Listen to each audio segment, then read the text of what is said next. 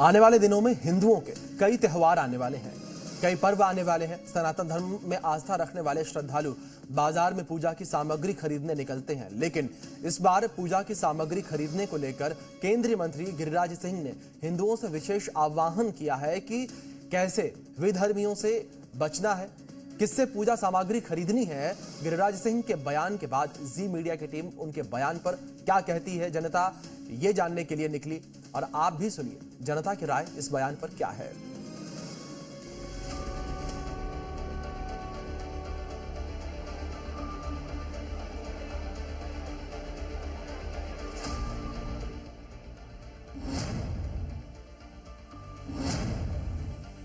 ये हिंदू धर्म के साथ घोर अत्याचार है।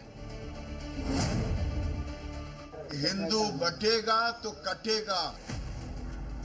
ये तस्वीरें जब भी आप देखते होंगे आपका भरोसा उठ जाता होगा कि कैसे और किस पर विश्वास करें।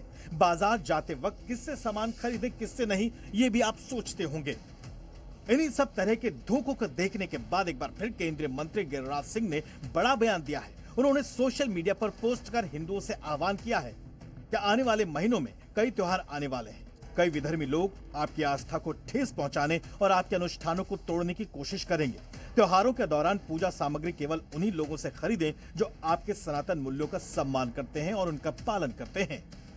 जाहिर है ऐसे आह्वान के बाद आने वाले त्योहारों में एक बार फिर सनातन धर्म से जुड़े लोग बिना सोचे समझे दुकानों से पूजा सामग्री नहीं ही खरीदेंगे।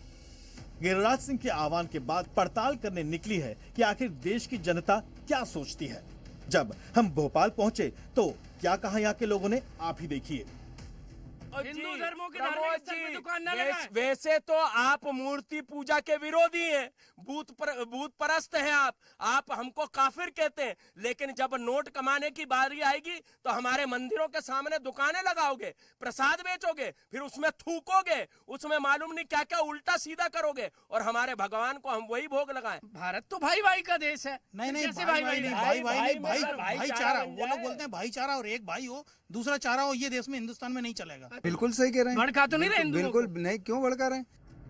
यानी भोपाल के लोग बिल्कुल इस बात से इत्तेफाक रखते हैं जो गिरिराज सिंह कह रहे हैं। अब आपको ले चलते हैं लखनऊ।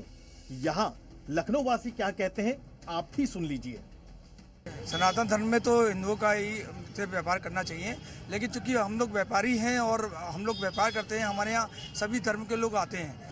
ये अच्छी चीज है। सनातन धर्म का हमेशा अपमान होता आ रहा है, हो रहा है लगातार, बिल्कुल बंद होना चाहिए, हम भी कहेंगे। नहीं, बांटने की जरूरत नहीं है, आप कहीं से भी लीजिए जहाँ आपको अच्छा लगे, ऐसा कुछ नहीं। हाँ, जहाँ सही मिले, लेकिन कोशिश ये करनी चाहिए जहाँ स्वच्छ मिले, आपकी भावनाओं को वो ना पहुँचे। आप जैसे कहीं पर लेने गया, वो सामने ही आप माता को बेच रहे हो, पीछे बैठ के मटन खा रहा, तो आप वहाँ नहीं लेगा आदमी।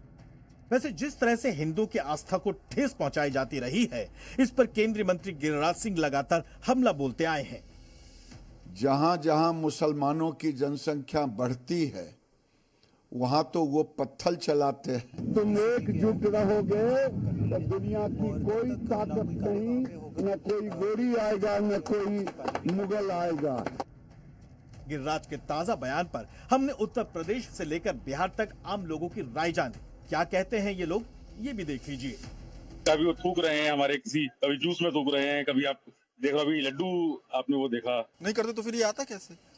तो ये तय है कि अब नए चीज प्रोडक्ट्स लेने से भी और नए दुकान में जाने से दोनों में सोच के कस्टमर को डिसीजन लेना पड़ेगा।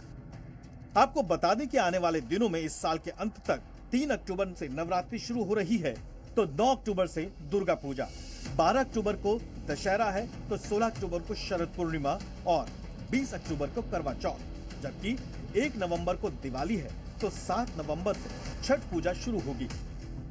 आप इन तस्वीरों को भी अब तक नहीं भूले होंगे जब कांवड़ यात्रा के दौरान दुकानों पर असली नाम लिखने के योगी सरकार के आदेश के बाद विवाद बढ़ गया था। साफ है कि एक बार फिर गिरिराज सिंह के बयान के बाद हंगामा बढ़ सकता है। ब्यूरो रिपोर्ट, जी मीडिया।